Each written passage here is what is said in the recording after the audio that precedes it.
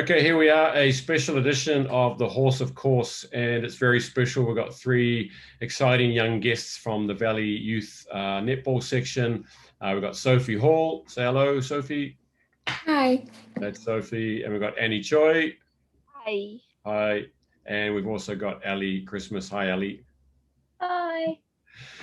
And of course, my name's Grant Busevell. And so we're going to talk a bit to these three promising young athletes tonight.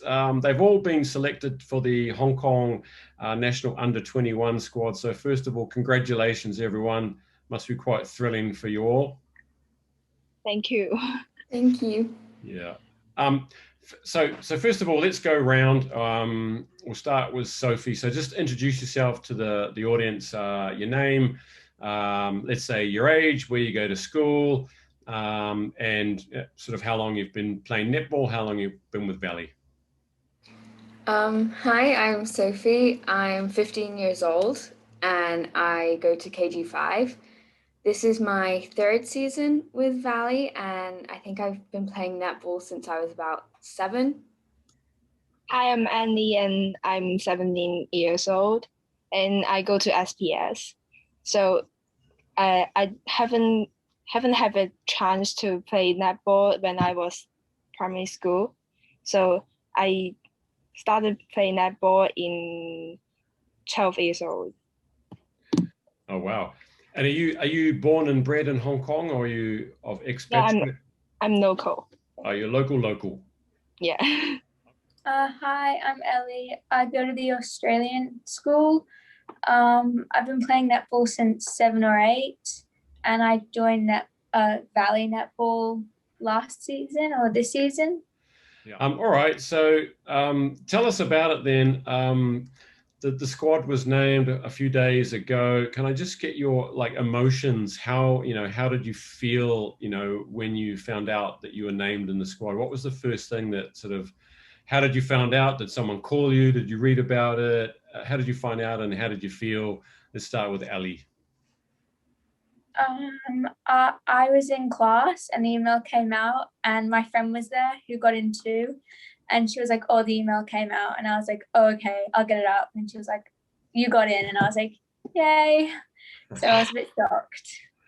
You're shocked. And what sort of other emotions were running through your mind? I was kind of nervous because I've never been at that level before. And there's a lot of great players, but also excited because it can improve my netball. Yeah, and was it something you really trained for? Was that really a goal of yours to make that squad? Yeah, I think so. I want to, because I did under 16, so obviously I want to get up the ranks so I can. Yeah, cool. And how about you, Annie? Where were you, and what were the emotions running through you? Well, we are in class 2 when we got the email, and I don't know if I can talk about this, but we are forbidden to use the phone in campus. But yeah, and our other teammate, and she's in SBS too. She's Sabrina. She told me about this email, and she was like, "Oh, we got in. We both got in." And I was like, "Yeah, okay, yeah, happy." Yeah. Oh yeah, you must have been bouncing around the room at that point. Definitely. How about you, Sophie? Were you illegally using a phone on campus as well? Maybe a little bit, because there's myself and a couple other people in my year at school were also trialing, so we were all talking about it all day and we were nervous.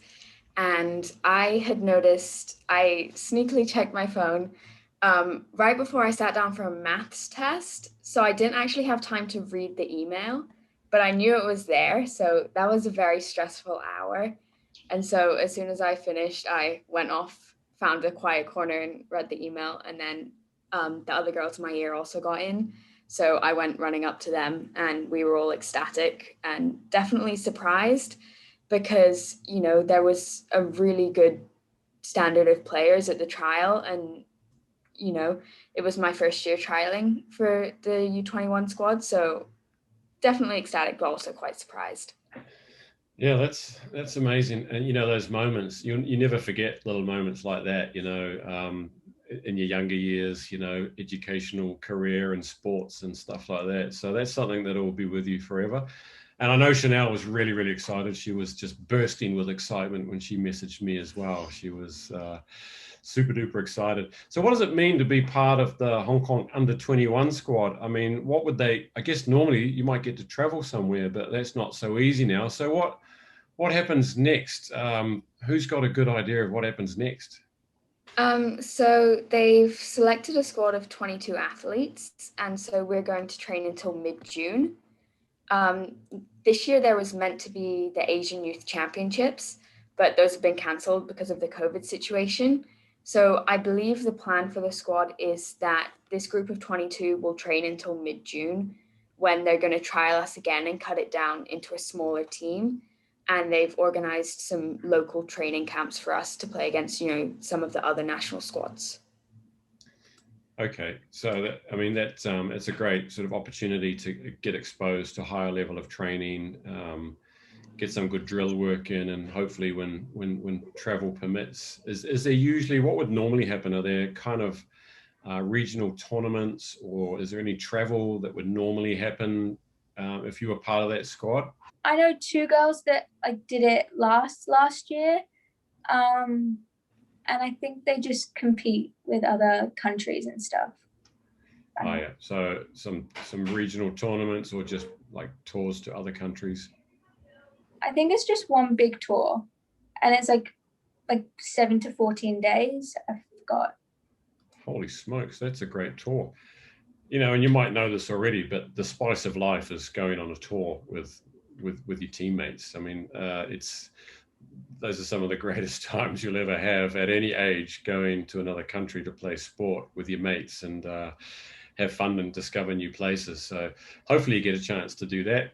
You've definitely got plenty of years ahead of you at the under 21 level, I suppose. You're all in there reasonably early. You've got at least 3 years, I suppose.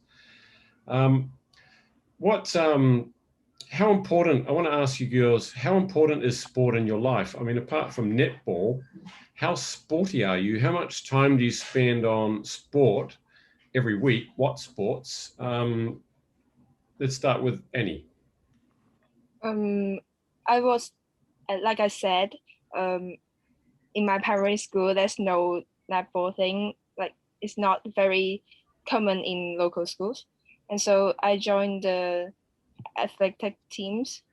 Yeah. And so I have training every Wednesday and Friday. But like that's most of my sporty time, because I've got tons of homeworks like everybody does. Do you also play on Monday nights for the Leopards? Yeah. Okay, Yeah. so that's another night as well. So tons of homework. Yeah, that's I guess that's the age that you're at. So what about you, Ellie? You mentioned that you had to scoot home from football practice to make the podcast. Yeah, I play netball, football, volleyball, a little bit of tennis. I don't know. So I pretty much have stuff every night except for Fridays, but we have training for Hong Kong netball on Fridays. So I have like training every night. Wow. Is that, do you think, because, you know, your parents, or at least one of your parents, are they Australian? Are they No, English. Oh, they're English, but you go to Australian school. Sorry. Is that something that, why do you think you take on so many sports? Is that because that school is particularly encouraging of sport, or it's just your parents were really sporty, or you just naturally gravitate towards wanting to do lots of sport? Yeah, I really enjoy sport, so I try to do like as much as I can. My dad plays football, and my mum, like when she was younger, she played a lot of sport.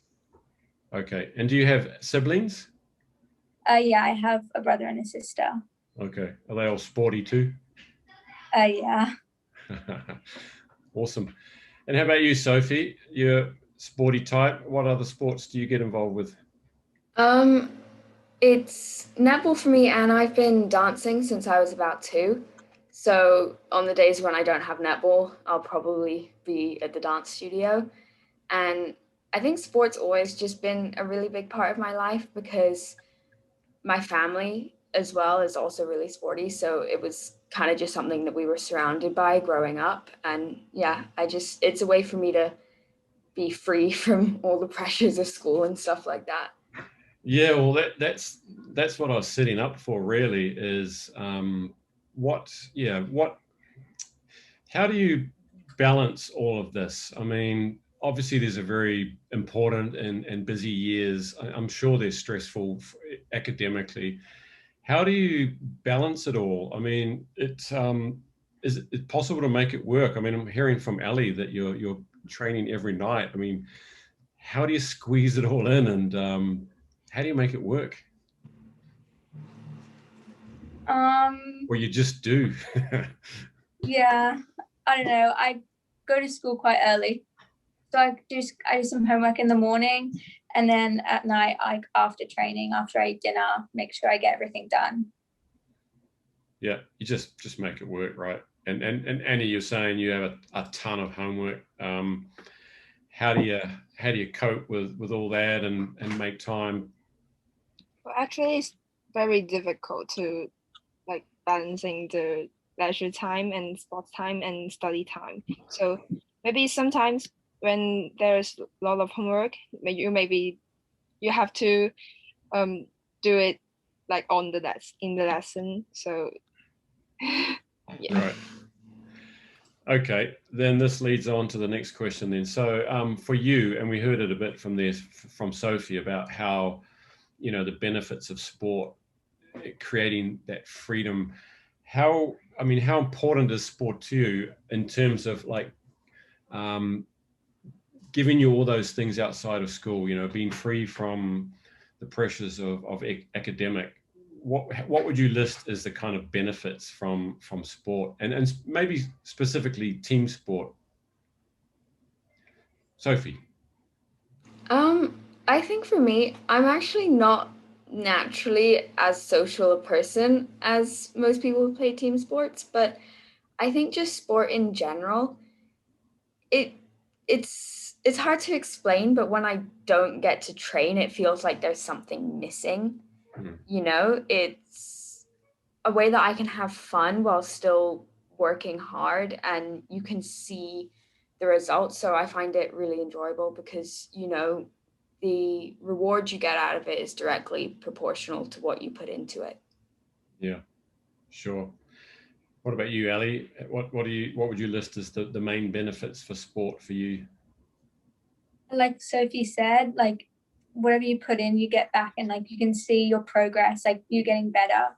And like for me, I'm quite like shy, and like during netball, like you have to communicate, you have to like be loud. So I think it's like it brings my confidence up. Do you find it daunting to play in the sort of senior teams? Is it how do you find it? Like playing with people that like considerably older than you, or is it just come pretty easy to you? For me, I'm still a little bit shy. I'm still getting used to it, but hopefully, like I can shout at the older kids, the older ladies soon. I'm sure. What about you, Annie? The benefits of sport and similar to the others, or anything else? I think it's I was in some athletic teams like track and field. So I feel like you can feel a bit lonely when you like run alone that or doing any other sports, not like team sports.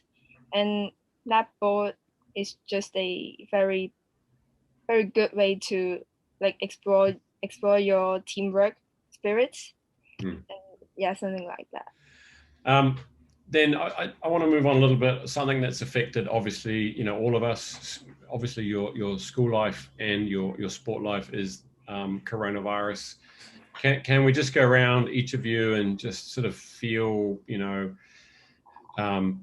the impact. I understand there's been lots of impact, so I'm not asking really, has it been impactful?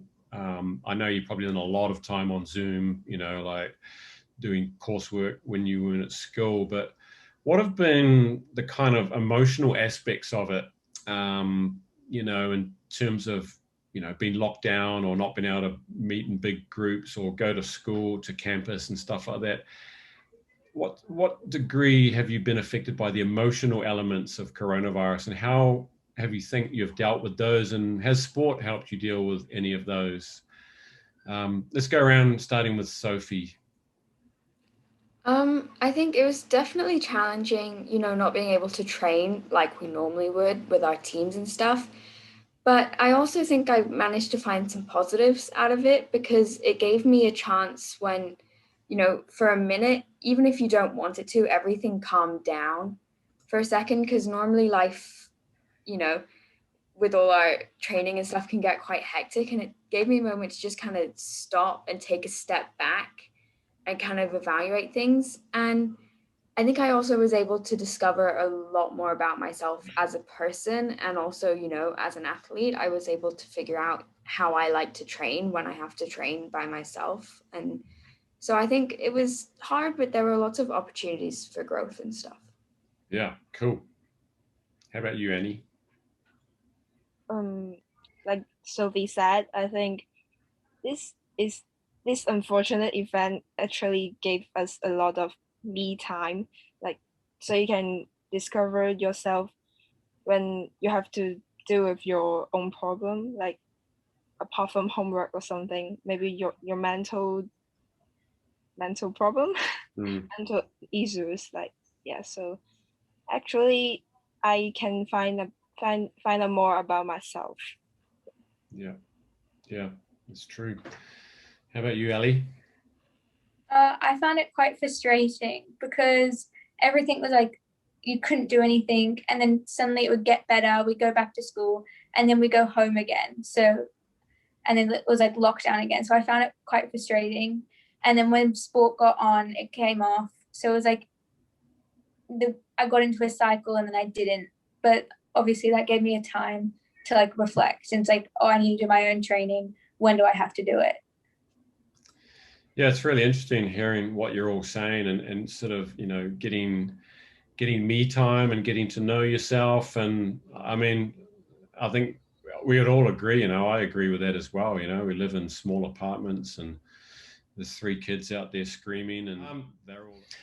Let's kind of move on then. So tell us, I'm just keen to know from each of you, what are your sporting goals? You got to balance all these out, but what would be your biggest ambition related to sport? What would be your highest goal that you want to aim for? Don't worry if it sounds crazy. Let's hear it. I'd love to hear, and so would the viewers. So starting with Annie, what's your biggest ambition in sport? Well, my next step is definitely getting into the official team for our training squads. It will be selected in June, I think.